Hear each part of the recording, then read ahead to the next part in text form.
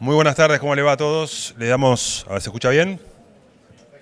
La bienvenida a esta actividad, obviamente hoy con el foco en lo que es Carinata, sustentabilidad y rentabilidad en un mismo negocio. Vamos a explicar un poquito la dinámica. Gracias a todos por estar aquí. Vamos a tratar de cumplir a rajatabla con los tiempos.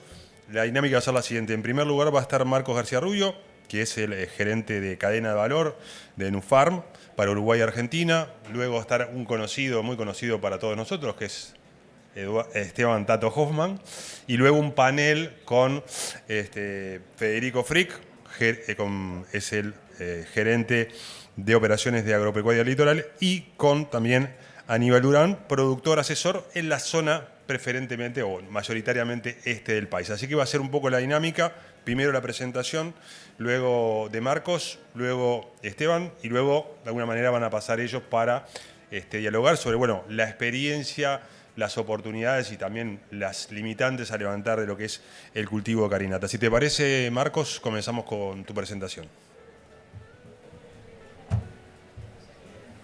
Muy bien, gracias a todos por estar, gracias por la presentación y por la invitación. Esto va a sonar bastante breve para después dejar hablar a los que están en el campo en el día a día, así que nada, si les parece arranquemos nomás. Simplemente para poner un poco en contexto de la demanda global de aceites vegetales y grasas animales, vemos que hay una creciente demanda y que está muy relacionada a los biocombustibles. Es una tendencia que ya venimos marcando hace algunos años y sin embargo para adelante sigue igual o incluso más todavía. La demanda de los biocombustibles en gran medida tiene que ver con políticas públicas de los países y es por eso, y acá simplemente pongo algunos ejemplos, Estados Unidos aumentaría el mandato en un 46% y dándole cada vez más importancia a sus propios feedstocks. Brasil cambió de B15 a B15 en agosto y planea ir a B20 en el 2026. Indonesia, y esta es la noticia un poco más reciente, pasó a un B40 y no descarta ir a un B50 en este año, en el 2026. Y después la Unión Europea está transitando a biocombustibles de segunda generación y está empezando a trabajar en volúmenes equivalentes. Eso por el lado de los aceites. Después vemos que la demanda de harinas proteicas está bastante estabilizada y entonces como conclusión podemos decir que el motor del valor de los granos en el mercado está 100% relacionado más al aceite que a la proteína. Por otro lado, y esto también es súper importante y hoy a la mañana lo escuché en alguna presentación en la que pude estar, cada vez el mercado está más pendiente y más prestándole más atención y más foco puesto en las emisiones de gases de efecto invernadero que producen estos biocombustibles. Ahí en el gráfico simplemente podemos ver cómo es la proyección a largo plazo de todo lo que es biocombustibles a partir de aceites vegetales y grasas animales. Perdón. Ahí va. Seguimos con el contexto internacional. Así como mencionamos, aparece el SAF. Y para los que no están tan en tema, el SAF es el biocombustibles para aviación. El SAF aparece en el centro de escena del mercado global de aceites. Y esto tiene que ver estrictamente con que el IATA, que es la Asociación de las Compañías Aéreas Comerciales, junto con la ONU, ICAO de la ONU, se pusieron un objetivo súper ambicioso de ser carbonos neutros para el 2050. Es algo que a priori suena súper ambicioso. Y diseñaron una escala progresiva a partir de este año, del 2026, para llegar en 25 años a ser carbono neutro. Esto lo que genera obviamente es una demanda infernal de aceites para este tipo de combustibles y en 5 años podemos proyectar que la demanda de aceites vegetales para este mercado es de entre 15 y 18 millones de toneladas, lo que equivale a hoy el 30% de la demanda de combustibles para el sector de aceites para el sector de biocombustibles. También es cierto, y esto vale la pena mencionarlo, no todo el SAF se produce a partir de aceites. aceites animales o grasas vegetales. Hay otras fuentes de SAF que tienen que ver con otros insumos que pasan acá acá se detallan. Por eso, si bien existen otras fuentes de SAF, hoy la ruta con la cual se hace el SAF, es decir, la ruta EFA, que es simplemente la transformación de aceites vegetales y grasas a biocombustibles, parecería ser lo más accesible que tenemos en el mercado, lo más económico y lo que tiene mayor accesibilidad. Hay otros productos, hay otros caminos para obtener SAF. Uno de ellos, además de es el alcohol to jet, que es simplemente la fermentación de fibras, alcoholes que luego se transforman a combustibles de aviación.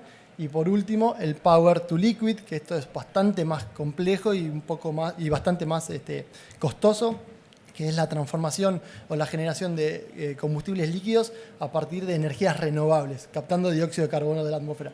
Esto, si bien puede llegar a tener muchísimo potencial, es algo que hoy difícilmente puede entrar en consideración para satisfacer estos mercados, por una cuestión de costos estrictamente. Entonces, se puede ver en el gráfico que hay una oportunidad muy grande para aquellos cultivos oleaginosos, sobre todo bajos en carbono, como pueden llegar a ser la carinata, la camelina, y etc. Como veníamos hablando, si bien hay una demanda muy grande de aceites, también hay un interés creciente en el impacto en términos de huella de carbono de estos aceites. Y en este gráfico se puede ver las emisiones de dióxido de carbono de los distintos aceites vegetales, incluso comparados con el aceite fósil. Primero de todo vemos aceite de palma, que tiene más emisiones incluso que el aceite fósil, y último vemos el aceite de carinata. Estos valores no consideran el carbono que queda secuestrado en el suelo después del cultivo. Si consideramos los valores que quedan secuestrados en el suelo después del cultivo, algunos de estos pueden llegar a tener incluso, pueden ser negativos, es decir, que secuestran más carbono del que emiten, con lo cual es súper interesante desarrollarlos. Este es un pantallazo regional, vemos que hay una demanda muy grande de aceites y queremos ver cómo están reaccionando los productores de la región, Argentina, Uruguay, Brasil y Paraguay, con estos tipos de cultivos que pueden llegar a satisfacer estas demandas. Y vemos que en los últimos años hay una tendencia a cada vez sembrar más productos, cultivos oleaginosos con alto contenido de aceite. Solamente para hacer comentarios, el girasol en Argentina viene creciendo la superficie de una manera considerable y para el 2026 se estima algo así como 2.650.000 hectáreas. Canola en Uruguay, son expertos y ya saben de lo que se trata, cerca de 280 más o menos aproximadamente puede llegar a ver. Este año de colza Tato seguramente lo corrobora. Y después están los cultivos nuevos o que se están empezando a desarrollar, como es la carinata, como es la camelina, y esta es la evolución del área que tiene. También un crecimiento súper exponencial y va de la mano 100% de los biocombustibles.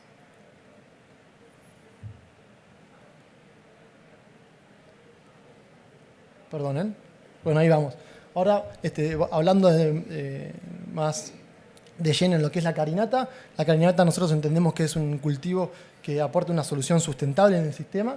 Es un cultivo con alta biomasa, lo que maximiza la captación o la reducción de emisiones de dióxido de carbono o gases de efecto invernadero en general. Tiene un impacto positivo porque no genera cambios de uso de la tierra y genera prácticas agronómicas sustentables.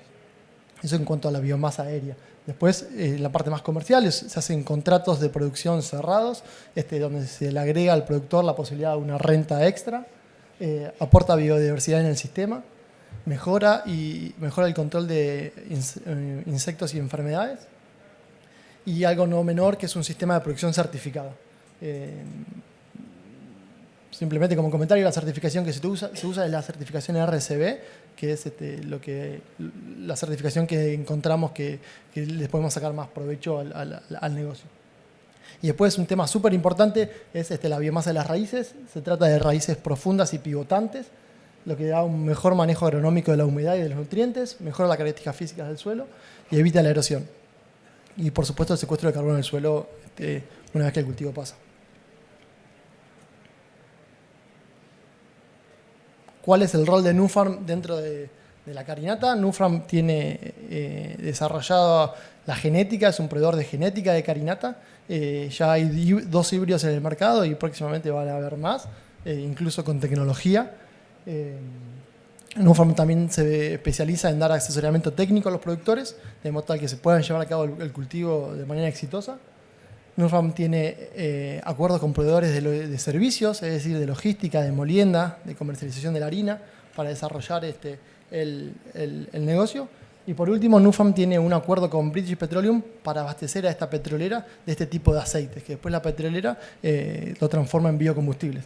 Es decir, que a través de todas estas distintas acciones, Nufarm está involucrado verticalmente en la cadena.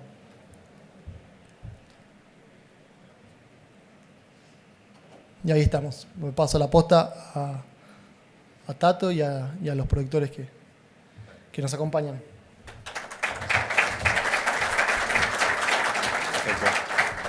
Muchas gracias, Marco. Y ahora voy a presentar bien, porque no le dije el cargo. A Esteban Tato Foman, director de Unicampo, que nos va a contar un poco la experiencia de las brásicas, datos, rendimientos, y obviamente nos va a contar un poquito, nos va a poner en plano de lo que ha pasado en Uruguay con los 2 cultivos. Tato.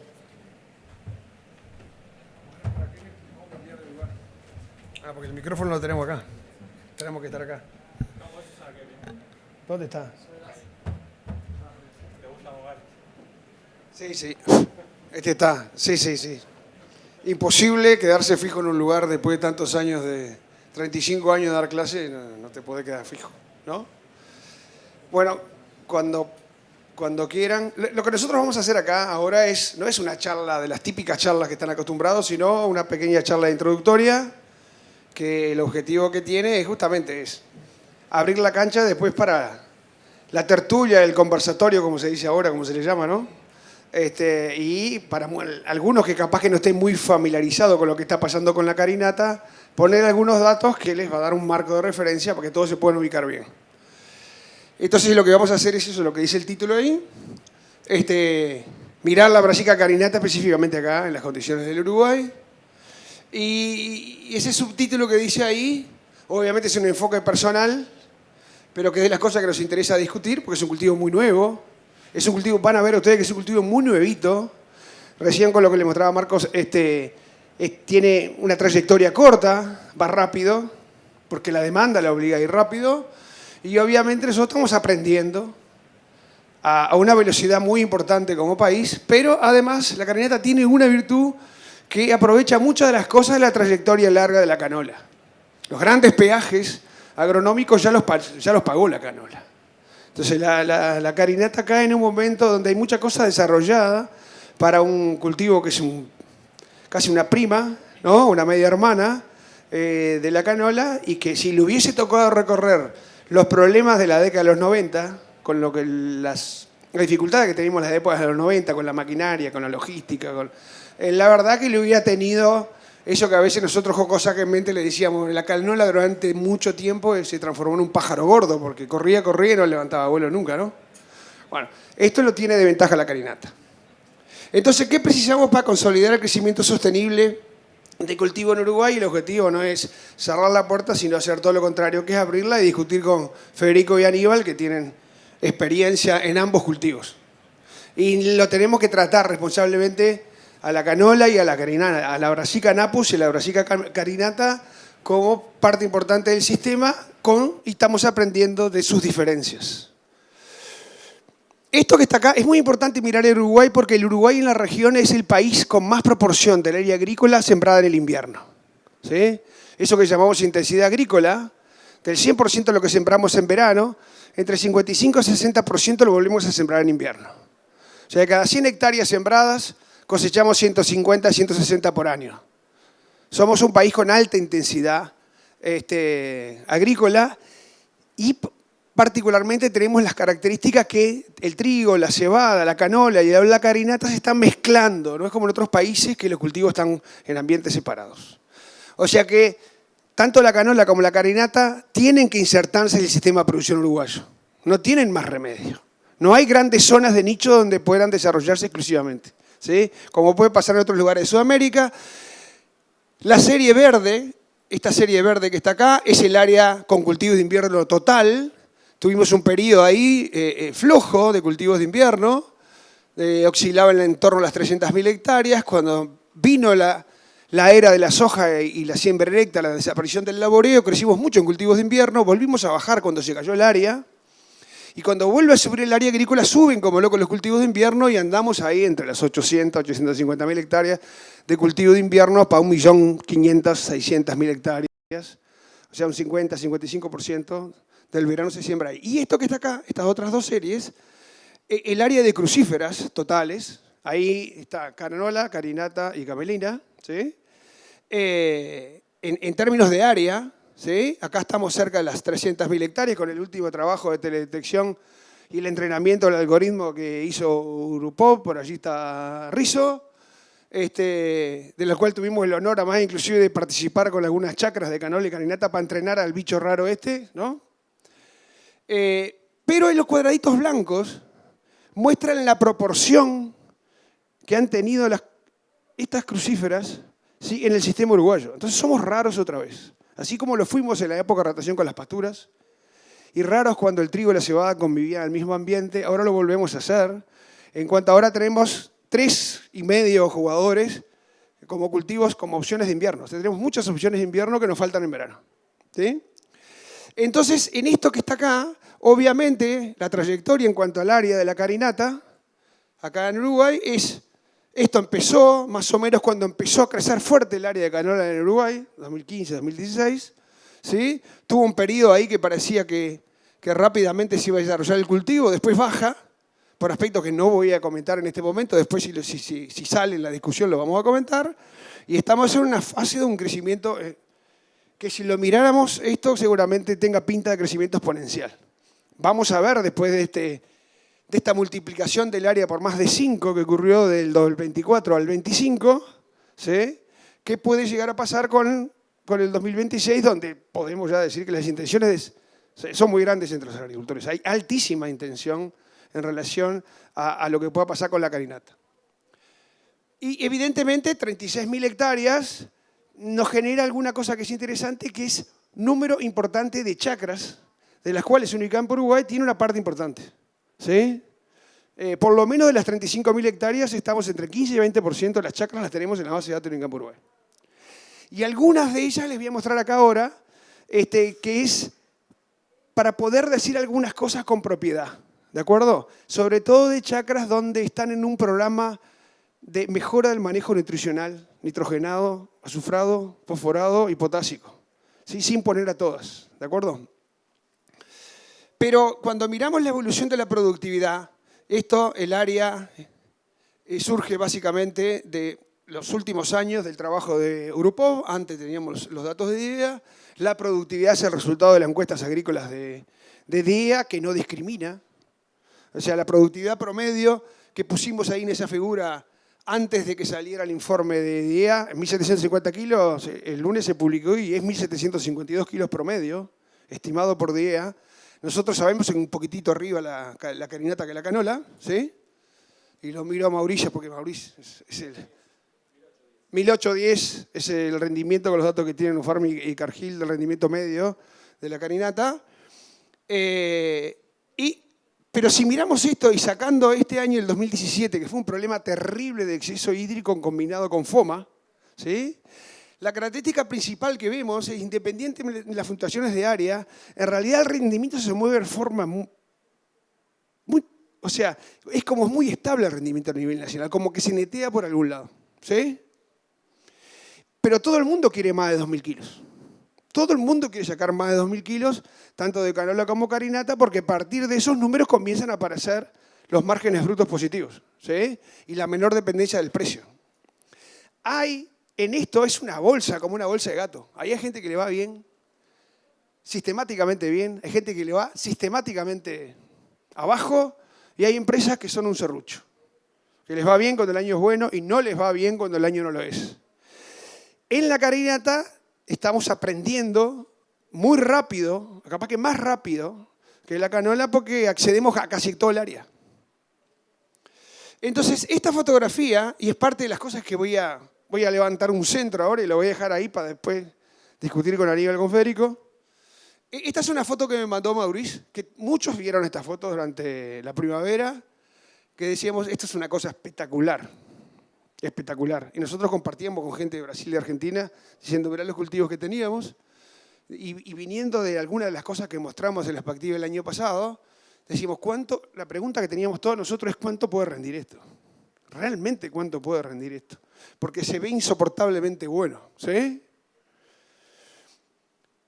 Entonces, esa afirmación que dice ahí en el 25 de las chacras de carinata, las que se veían flojas, rindieron mejor de lo esperado, ¿sí?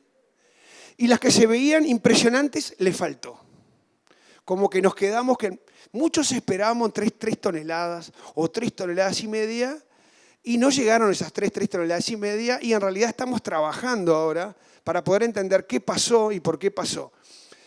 Yo no voy a decir lo que creo que pasó con la información analizada, porque no vamos a espolear la charla que vamos a dar en el simposio de canola y carinata el 26 de febrero. Definitivamente vamos a presentar mucha información en ese sentido para poder abrir la caja de Pandora, a ver qué cosa podía haber pasado, ¿sí? Pero es un hecho que pasó esto. Desde el punto de vista estadístico, yo les voy a mostrar información de unas 80 chacras de canola y de carinata. Con una herramienta dice a ver si hubo diferencia entre canola y carinata y mirar la varianza, para mirar los rendimientos mínimos y los rendimientos máximos. Y esto que es una forma de mirar la varianza, cada puntito de eso es una chacra, tan desordenados a propósito, ¿sí? Esto es la carinata y esto es el cultivo actual de colza. Nosotros tenemos más carinata en la base de datos que lo que tiene el país, definitivamente, ¿sí? Y lo que pueden ver ustedes acá, ¿sí?, es que si marcamos la varianza, ¿sí?, que desde el punto de vista estadístico, con una herramienta no convencional, ¿sí?, esto es la primera salida de los árboles de clasificación o región, que uno obliga a decir, a ver, si te hago entrar al cultivo, ¿hubo diferencias entre canola y carinata? Definitivamente no, no la hubo. 0 diferencia en el rendimiento medio, y acá está un recuadrado de 0, 0,5. Y lo que ustedes pueden ver acá con estas chacras, que se supone que no tienen grandes defectos agronómicos y que ya nutricionalmente están manejadas bastante bien, ¿sí? Y pasa eso, los mínimos están más arriba, pero los máximos están un poquitito más abajo. Con mucho menor varianza la carinata que la canola. Las chacras de 3 toneladas aparecieron en la canola, no aparecieron en la carinata. No quiero decir que no haya chacras de 3 toneladas, en la base nuestra no hay.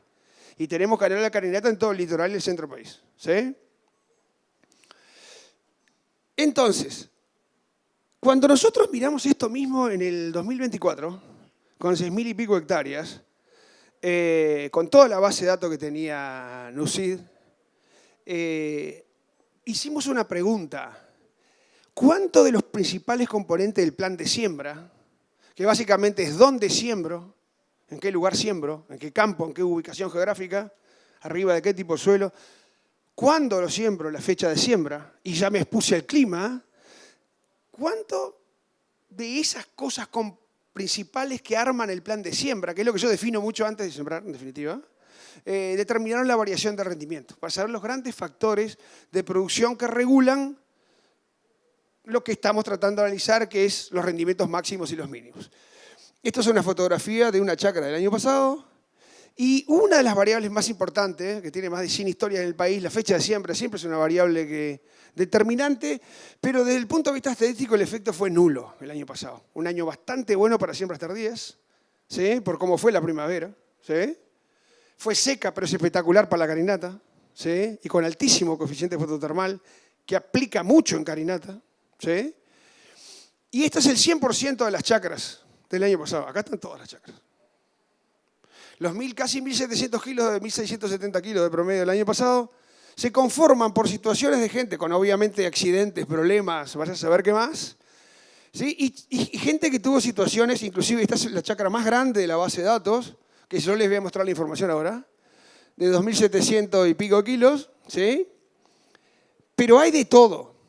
Y de las cosas que estamos mirando de a poquito, con la base esta y con la base de datos de la red, es que en las siembras muy tempranas, como en la canola, no hay paraíso. En las muy tempranas.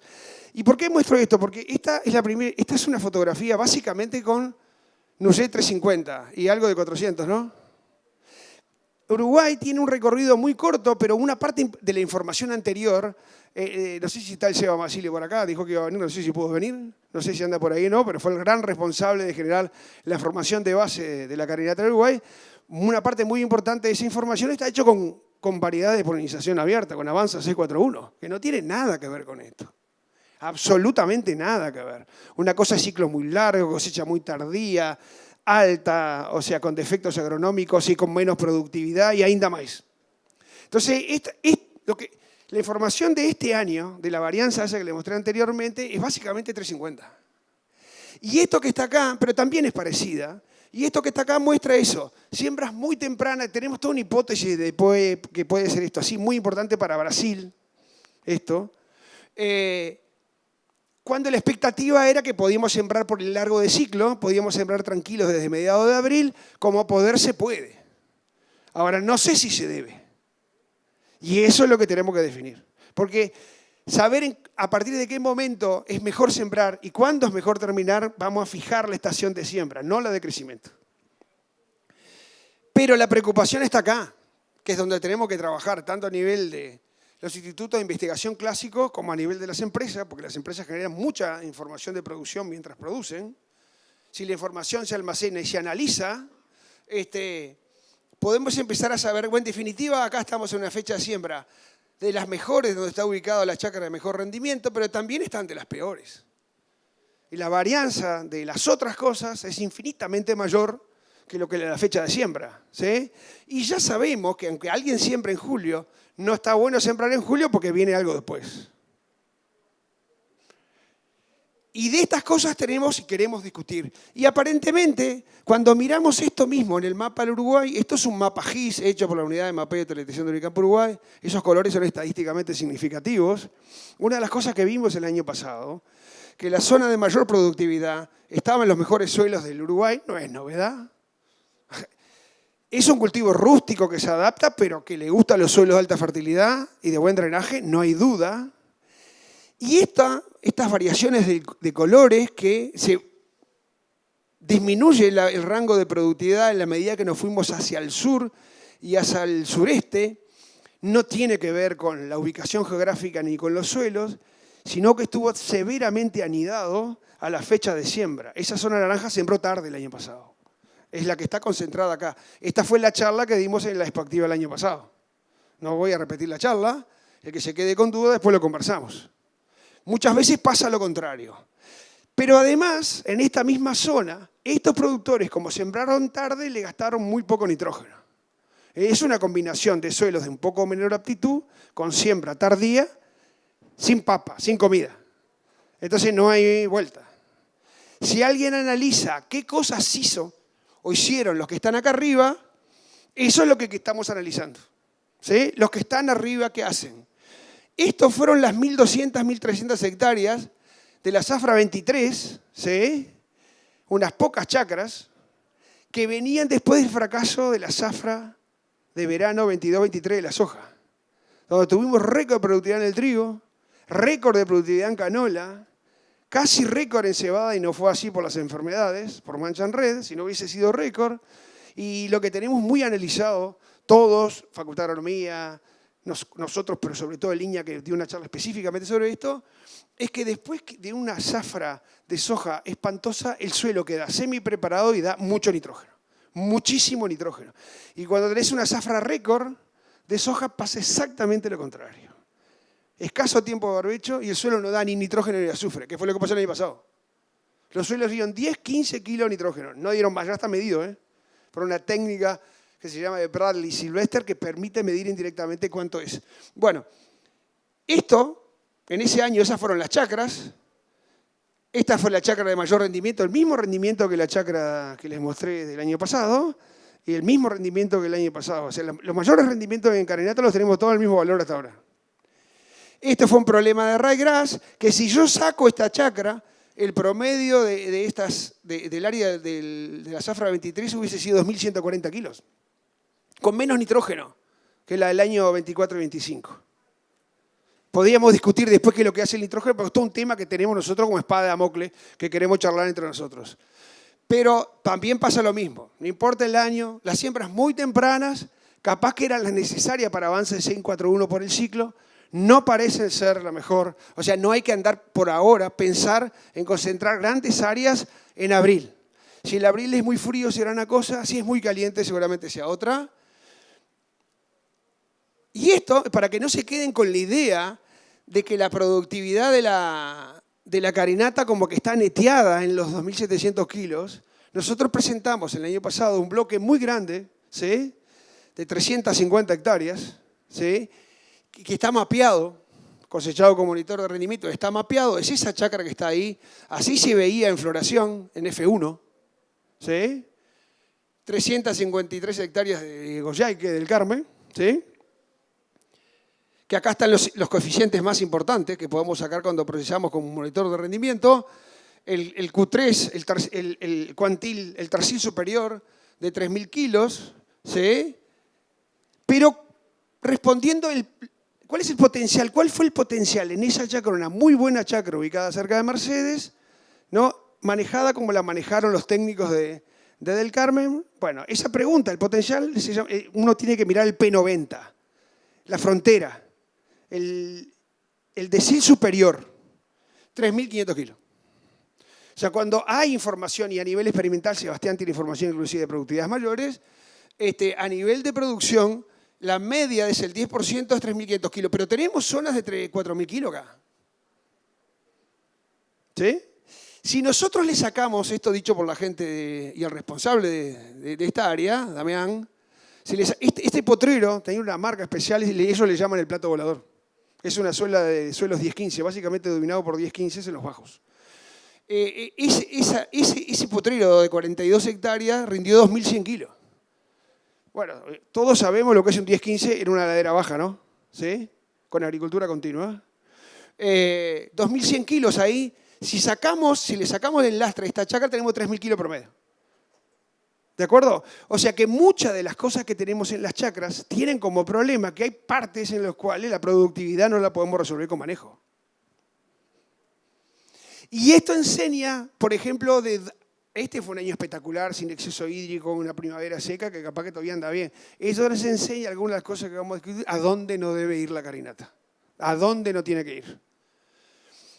Yo quiero hacer énfasis un poquitito en esto, y termino, ¿sí?, que esto que está acá es cuando uno tiene bases de datos que muestra qué es lo que hace la gente, pero con información que me permite auditarla. ¿Qué quiere decir auditar? Alguien echó 100 kilos de algo y yo tengo información para saber si eso está cerca o lejos de las necesidades. ¿Sí? Entonces, si alguien echó 50 kilos o 100 kilos de algo y hacían falta 100 kilos, es muy probable que yo con eso elimine la deficiencia. Pero si precisaba 50 y eché 100, estoy en exceso. Y si precisaba 100 y eché 50, estoy en déficit.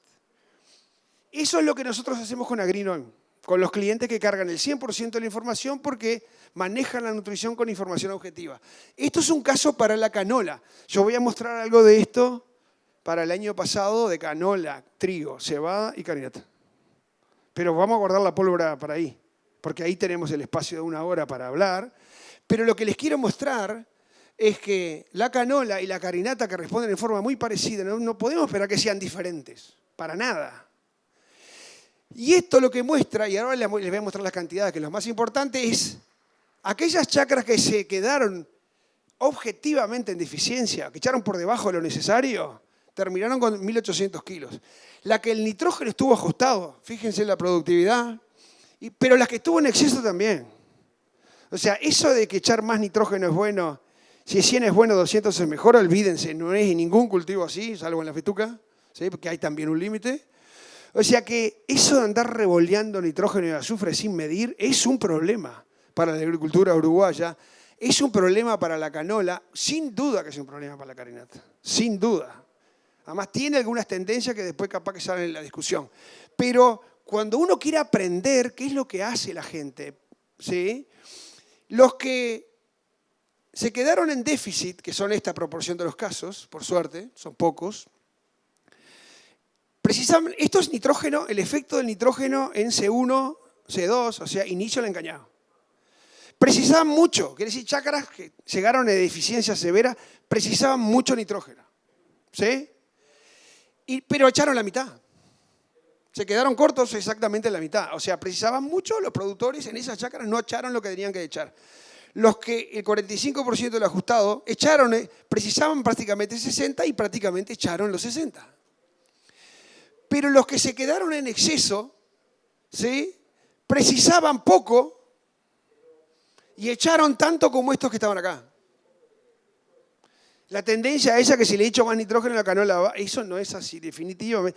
Es un grave error y si cuando combinamos nitrógeno con azufre, nosotros podemos perder más de 500 kilos por andar echando estos nutrientes sin saber lo que es necesario. Y la palabra es necesario. No es posible manejar ni fósforo, ni potasio, ni azufre, ni nitrógeno sin medir. Lo pueden hacer. Entonces, y no les quiero mostrar información de azufre porque me llevaría una charla entera. Vamos a mostrar eso en el 26, definitivamente con énfasis en el azufre. Podemos hacer mucho todavía con eso. Pero la carinata tiene que aprovechar la curva de aprendizaje y la trayectoria de la canola. O sea, no podemos repetir los errores que aprendimos, que son un grave error para la canola y la carinata. ¿Qué no debemos hacer y por dónde no debemos andar? Esperemos que de la conversación con Aníbal y Federico salgan cosas, de las cosas que a ellos les gustan, que no les gustan, lo que aprendieron, las dudas. Pero además van a salir las cosas que nos preocupan, o porque no las sabemos o porque no las tenemos dominadas. Y algunas son de implementación, no de conocimiento. Entonces, las cosas como los antecesores, no solo los inmediatos, no estoy hablando de los de verano, los herbicidas de los cultivos antecesores, aprendimos esto con la canola, las restricciones edáficas, el manejo de los barbechos y el manejo de los herbicidas, la nutrición y los otros que se vienen, que algunos ya están arriba de la mesa, pero solamente con estas 2 diapositivas no podemos recorrer el camino que nos costó 7 años acá el diclosulán de la canola. 7 años nos costó, porque habían demasiados detractores. Bueno, no se puede usar diclosulán. Ya sabemos que no se puede usar diclosulán antes de sembrar canola, definitivamente tampoco antes de sembrar carinata. Pero lo que pasa es que hoy está complejo el tema de los herbicidas en verano y hay otros que tenemos que mirarlo con mucho cuidado. Y esto que aprendimos con terrible dolor, ¿sí? Que fue un problema de FOMA muy importante, después del 2017, el problema del 2021, que veíamos cultivos que se caían y la productividad se hacía pomada, para hablar en criollo, ¿sí? Aprendimos, bueno, y esta es la varianza de la productividad, créanme que esto es lo que está con FOMA, esto es una salida del JAMP, definitivamente, fíjense, los que son las chacras de alto rendimiento estaban solamente en lo que no había FOMA, en lo que había FOMA el problema era grave, y aprendimos que esto lo podíamos resolver con el material genético. Que todo el mundo dice este material genético es susceptible a FOMA, pero después lo siembran igual. O sea, no alcanza con saber que algo es susceptible si después no lo llevamos al campo.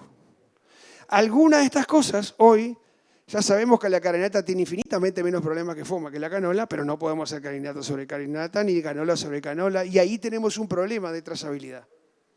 Porque no hay nadie que esté chequeando que hace 2 años hubo canola. O 3. Hay, pero pocos. Y tenemos algunas amenazas que vamos a conversar con Aníbal y con Federico. Muchas gracias.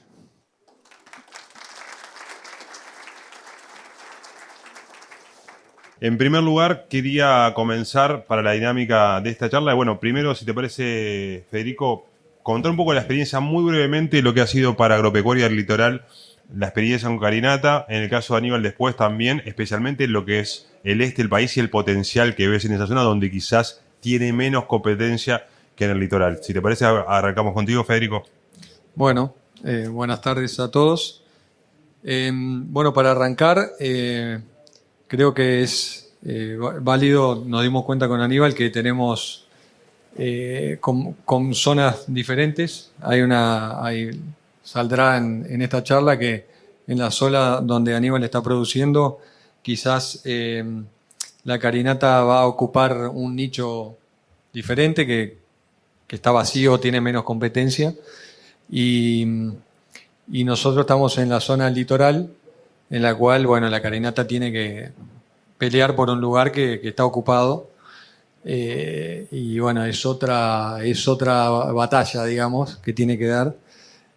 Bueno, en nuestro caso veníamos ya con experiencia de la carinata, del ciclo anterior de carinata, que Tato mencionó algo hoy en su charla, fue un ciclo que duró algunos años, en su momento prometió algo, estaba basado en una variedad que no dio resultados.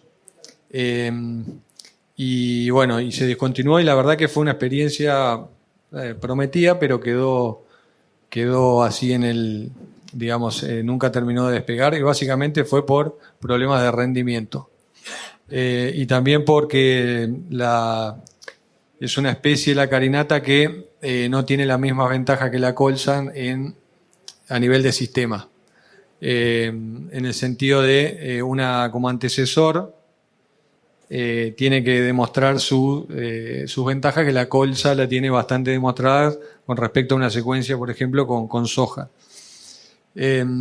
Bueno, en este nuevo ciclo retomamos con la especie porque, bueno, había genética nueva que de alguna manera prometía salvar algunas de las limitantes que había antes, que básicamente eran mayor potencial de rendimiento y ciclo más corto.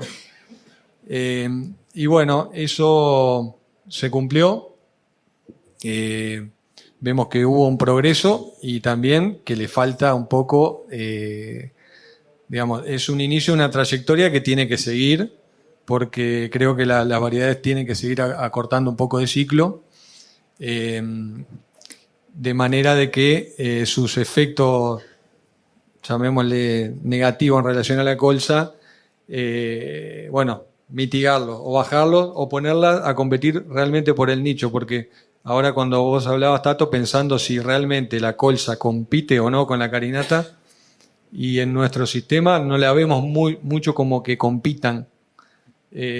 Son dos brásicas, pero no van en el mismo lugar.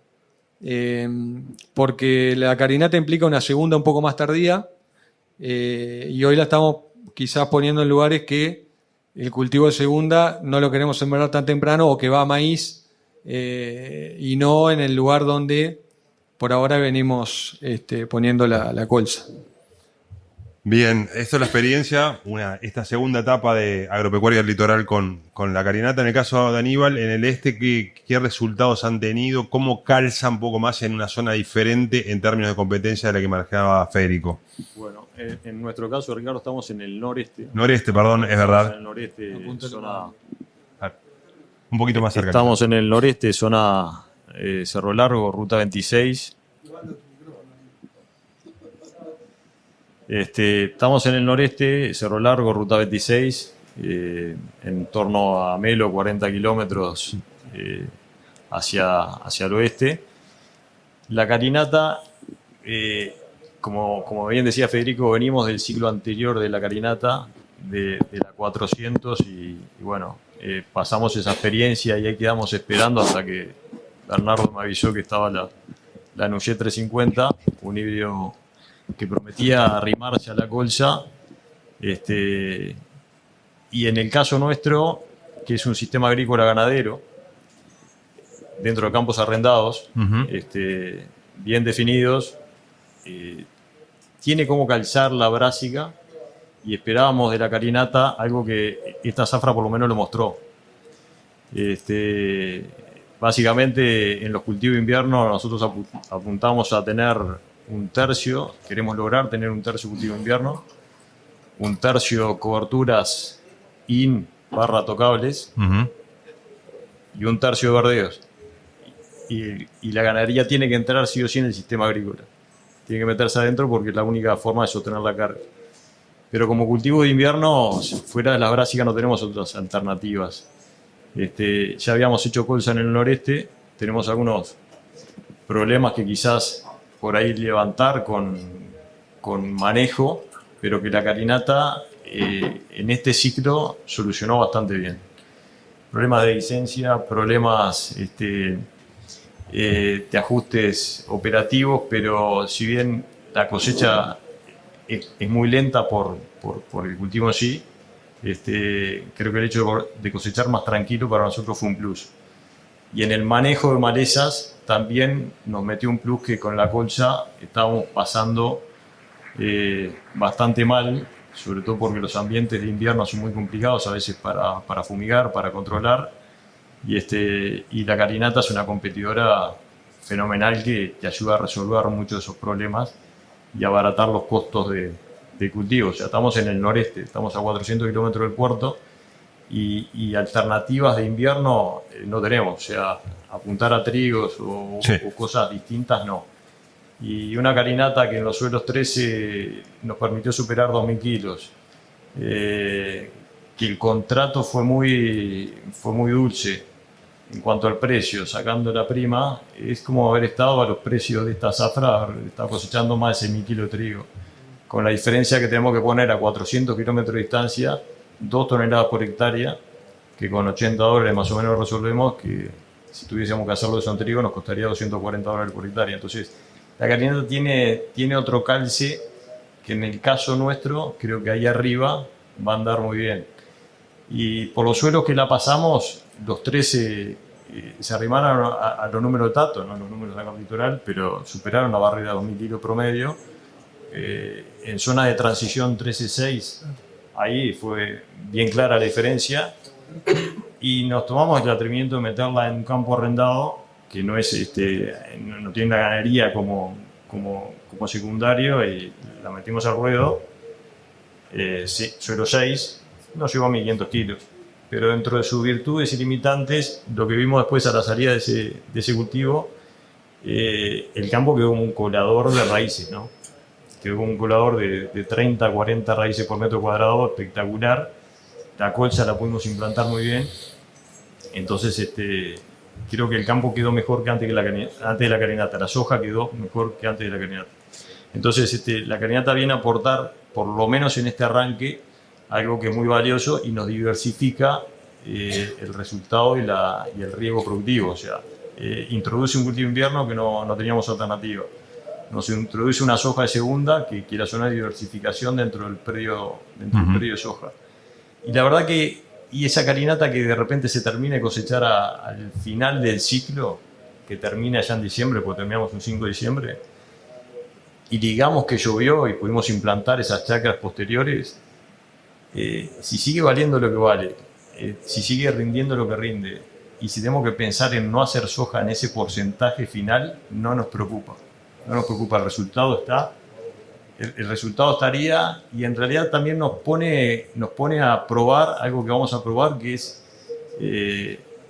pone carinata soja, y capaz que nos pone un carinata carne que quiero medirle un poquito de aceite. ¿Por qué? Porque no puedo sembrar el 15 de diciembre soja de segunda en Cerro Largo, pero el arranque de febrero estoy sembrando avena, a fin de marzo quizás esté siendo productiva, y tenga que medir el resultado de 2 meses de productividad de avena durante abril y mayo, y que quiero ver cómo me queda la cuenta después con la carinata soja. Entonces voy a tener un componente carinata carne que capaz que puede ser más interesante que Hay un componente, vos recién afirmabas eso, ¿no? Digo, destacaba justamente eso que planteaba justamente a nivel en cuanto a la rotación que está pensando. Hay una cosa acá que nosotros, a todo el mundo le debe costar, que vos vas con una inercia y que te cuesta completamente cuestionarla. En el Uruguay a todo el mundo le cuesta enormemente decidir que no va a sembrar en verano. Es un hecho como que hay que sembrar todo en verano.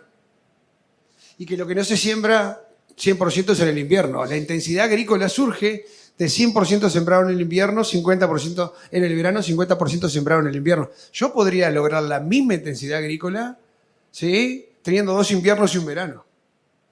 Y haciendo lo que dice Aníbal.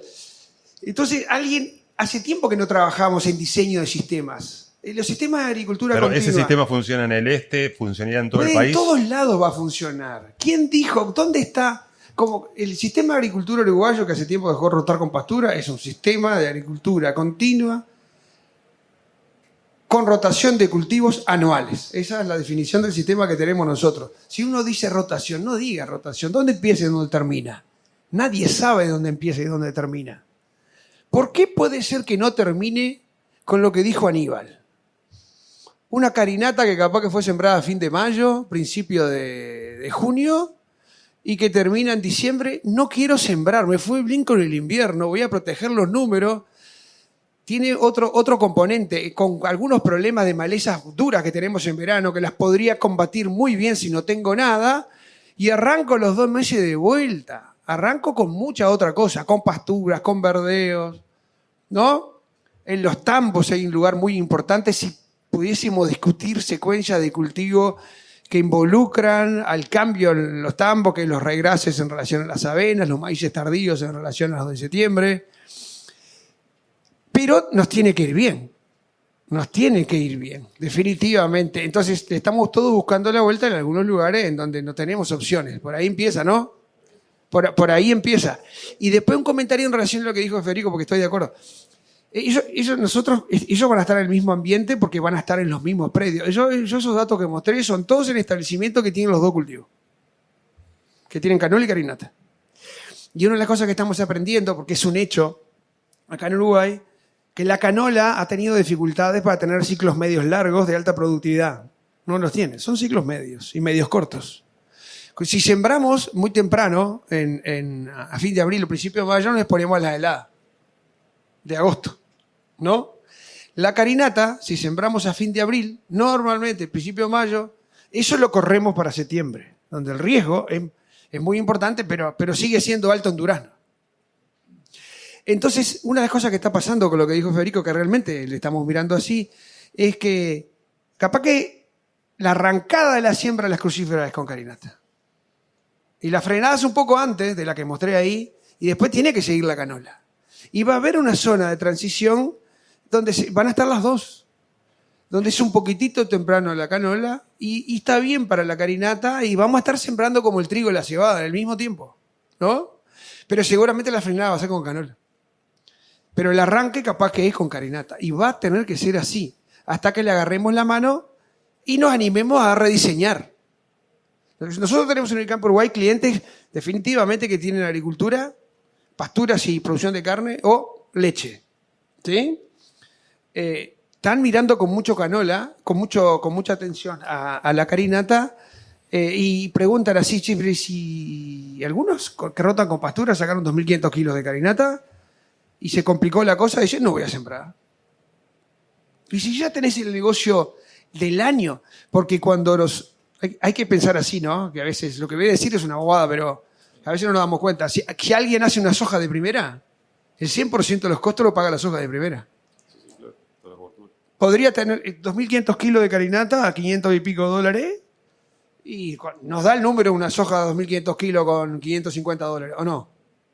¿Sí? El número quedará fino y a veces la tendencia es repetir el cultivo de segunda con riesgo de tirar por la borda los números. Es una forma de pensar, no está ni... Y en estos sistemas que comparten con ganadería, y la ganadería tiene urgencia de entrar en marzo, cuando se empiezan a ir los verdeos de verano, el hecho de tener una chacra libre que pueda empezar a responder a fin de marzo, porque el cultivo le cedió el lugar, en esos sistemas agrícolas ganaderos nuestros de ahí arriba es importante.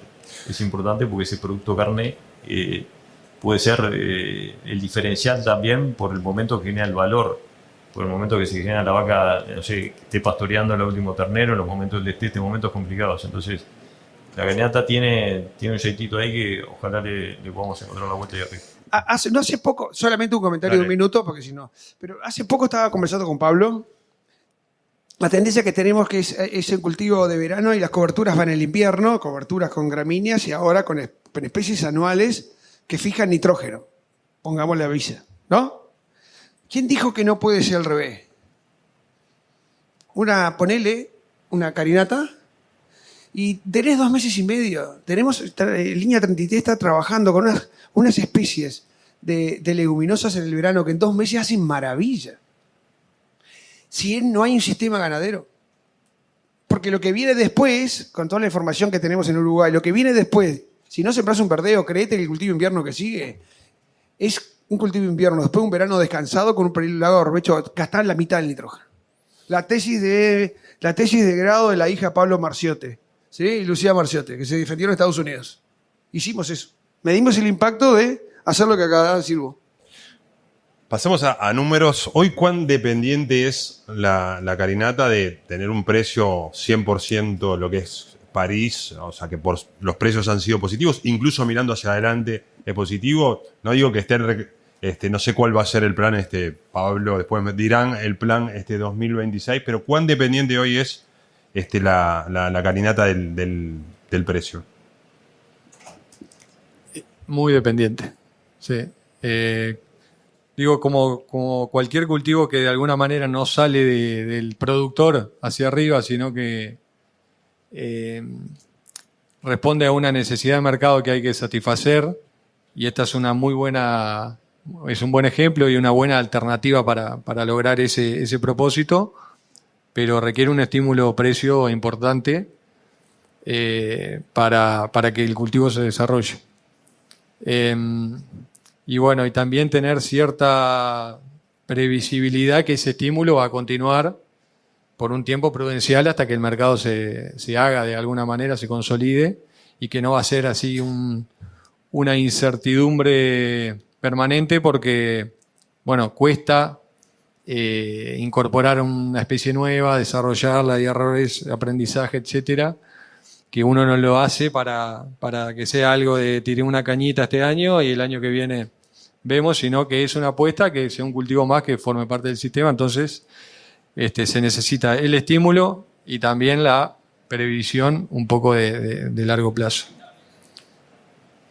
En el caso nuestro el estímulo fue ese. El diferencial de precio no hay que hablar, pero va a depender mucho de que eso se mantenga como para seguir tomando esas decisiones en la medida que se sigue desarrollando la genética dentro de la carinata.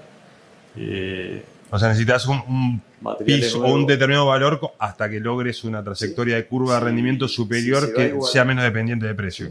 Sí, de acuerdo. Sí, porque por lo menos en esas zonas alejadas nosotros necesitamos tener esa previsibilidad, como decía Federico, en un mercado mucho más por ahí estable, y que eso es una de las ventajas, que hoy estás en invierno donde no tenés alternativas y podés estar tomando el mercado, fijándolo, no fijándolo, en fin, haciendo las coberturas de precio que otro cultivo no te lo da, pero que no se pueden empardar con la colza, porque tienen sus lugares para un lado y para el otro. O sea, y en la medida que la genética avance, después va a ir aportando otras cosas como la IMI o lo que sea, que le va a dejar ganar otros terrenos también. Y justamente para lograr esa trayectoria hacia arriba en términos de rendimiento, ¿cuáles son las limitantes que habría que levantar hoy, que ves que habría que levantar? Bueno, obviamente que siguen habiendo en el Uruguay, en todos los cultivos, ¿sí?, defectos agronómicos, cosas que se hacen que ya se saben que no se tienen que hacer, más allá de los accidentes. Hay gente que cuando vos mirás lo que está haciendo alguno, dice, no deberías hacer eso. Si te haces eso y no te ayuda el clima, te va a ir mal, pero eso es más viejo que el agujero del mate, ¿no? ¿Sí? Uh-huh. Y sin embargo, en forma repetida, hay gente que siembra tarde y siempre le va mal porque siembra tarde, y yo qué sé. Hay gente que se queda con economía corta y decide no fertilizar sabiendo que tiene que fertilizar, y así vamos.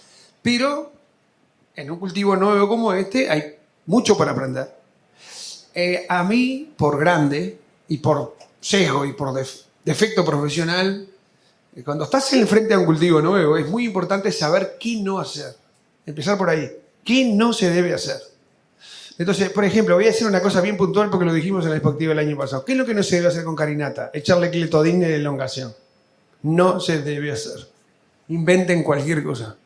Si quieren perder 500 kilos en forma silente, ¿no?, échenle cletodin. Lo que pasa es que alguien tiene un raigrasal impresionante y puede estar a punto de perder la carinata porque no sé qué, porque se durmió. Bueno, no tiene más remedio, pero son casos puntuales. O sea, hay gente que dice, che, si vos tenés una chacra con un problema gigantesco de raigras, ¿no?, que sabés que está duro de matar, no la pongas a competir la carinata ahí, ¿no? Sacátelo de arriba de otra manera, pero no ponga ni la canola. Hay cosas de ese tipo. Después, Cosas que vamos a seguramente tratar en el caso del simposio de canola y carinata del 26, en las chacras viejas uruguayas, que son más del 60%, y en promedio tienen más de 14 años. Estos son datos que tenemos en la red agrícola, de verdad. Más del 60% de las chacras uruguayas tienen una mediana, ¿sí?, de 14 años de edad. O sea, son muy viejas. No dan nitrógeno, ni azufre. No dan nada. En particular, en años buenos en el verano. Entonces, en esas situaciones, y en función del efecto año, tenemos que cambiar las cantidades. Lo podemos cambiar por un masomenómetro, ¿sí? O medir. Entonces, este cultivo es muy reactivo, paga muy bien medir, tener idea de lo que se está haciendo. Y después las cosas obvias. No sembrar carinata sobre carinata, preocuparse solo de los herbicidas en el invierno y en el verano. Esas son las cosas que estamos aprendiendo. Pero hoy de mañana estuve hablando con alguna gente que está acá que me decía, nunca sembré carinata. La verdad que está interesante. No sé nada de carinata. Bueno, para ese que no sabe nada de carinata, decir, no hagas esto, no hagas esto, no hagas esto y no hagas esto para empezar. ¿No? Claro. Federico, ¿y vos qué pondrías sobre la mesa en términos de cosas a levantar para justamente poder tener un piso mayor de productividad de manera más sostenible? Bueno, seguro hay muchas cosas de manejo para corregir, pero bueno, subrayo lo que Tato medio mencionó, el tema del tope de 80 kilos de N, de nitrógeno. Eso creo que es una limitante fuerte. Porque de alguna manera limita, o sea, uno no haría con 80 kilos de N podés sacar, no sé, 1.700 kilos, no sé cuánto podés sacar. Pero uno no haría un cultivo para ya entrar limitado con los rendimientos. Entiendo que es un cultivo que persigue un fin de captura de carbono, lo que sea, y que no se puede escapar por otro lado esa sustentabilidad por el tema de los gases de efecto invernadero y demás, pero creo que deberían pensar en otra medida que sea por tonelada producida, pero no limitar el nitrógeno agregado por hectárea, porque sin duda la mayoría de las chacras van a quedar cortas y bueno, eso va a limitar el propio desarrollo del cultivo, digamos. Aníbal. Y bueno, viene Usted es un problema que hay una restricción con el micrófono. viene por ahí, o sea, creo que limitar ese nitrógeno va a ser algo contraproducente para el sistema, y quizá tenga que ver con lo que decía Tato en el arranque, decir, bueno, estas chacras que mostraban como que iban a dar 3.000 kilos y no lo dieron, y estas que parecían que no lo dieron, y quizás la vara la tengamos porque se puso ese 80, pero capaz que es algo a revisar zafra a zafra, y la zafra que viene no tiene por qué ser ese 80 que se marcó hace 7, 8 años atrás. Entonces, y en la medida que los sistemas van consumiendo más nitrógeno, ponerle esa barrera de tope, por ahí merece una revisión para que podamos ir a explorar un rendimiento adicional. Y desde el punto de vista personal, mejorar los rendimientos por medida de manejo interno, muchas. Distribución de plantas, otras cosas de la fertilidad que vamos a tener que asesorar después, pero en fin, quedan aspectos de manejo que pueden ir hacia arriba. Después el resto creo que viene por ahí. Ya damos por cerrado. Déjame hacer un solo comentario. Yo sabía que iba a pasar esto. Dale. Porque es el más importante, por lo menos que la gente, viste, ese es el del último, ¿no? Tiene siempre que estar. No, hay una cosa, las crucíferas, esto no anda, bueno, las crucíferas, estas crucíferas, básicamente estas brasicas, tenemos un problema con canola bien conocido que es el tema FOMA, ¿no? Con un año sin FOMA, bueno, ayudamos bastante, pero ya no alcanza, ya sabemos que no alcanza con un año, que sería mejor 2 inviernos sin canola, ¿está bien? En el caso particular, y no me voy a meter con FOMA en la carinata, solamente para dejarlo así, para que se lo lleven, es más susceptible a la esclerotinia. Y la esclerotinia tiene un problema. No alcanza con 2, ni 3, ni 4. Son 5 años, por lo menos. Y yo como viejo viví el problema de la remolacha azucarera con la esclerotinia. ¿Qué pasa? La gente se acordaba del año pasado que había hecho carinata y del otro año que había hecho carinata, pero ya el tercer año nadie registraba nada y nadie se acordaba. Entonces, si vos tenés una chácara con un problema de esclerotinia, al tercer o cuarto año ya te olvidaste que tuviste carinata ahí. Alguien va a tener que empezar con un sistema donde esté la carinata de anotar cuándo fue la última vez que hizo la carinata, y con esto después vamos a tener una cosa Rangi Pitío a las 6 de la tarde que para eso está pensado. Perfecto. Ahora que terminó el dato, podemos terminar. Y invitados, estamos... Un comentario. Ricardo, un comentario más. Que me gustaría en algún momento también tener más claro todo lo que pueda aparecer de tecnología de cosecha de carinata. ¿Está? Porque la sufrimos y la sufrimos mucho. Cuando estábamos cosechando, en una estábamos en la cabina, le digo al maquinista, che, capaz que no hacemos hoja. Así que, y vamos a tener que cosechar esta porquería. Entonces, porque claro, van a 2 kilómetros por hora, 1,5 kilómetros, 3 de arranque, pero capaz que es algo que nos está faltando, por lo menos a mí en la personal, de cómo mejorar el avance y la tecnología de trilla para que realmente no sea una limitante, ¿no? Gringo, ¿querés algo? Iba a decir eso, lo de la cosecha que es impecable. Además la podemos seguir ahora afuera, ¿no? El Tato tiene ganas de seguir un poquito más. Y los invitamos a todos el 26 de febrero, ¿no? Así que están todos invitados. Tato, mi mujer dice siempre yo quiero tener la última palabra. La última la tenés vos contigo, no tengo suerte. Que pasen bien, muchas gracias por estar.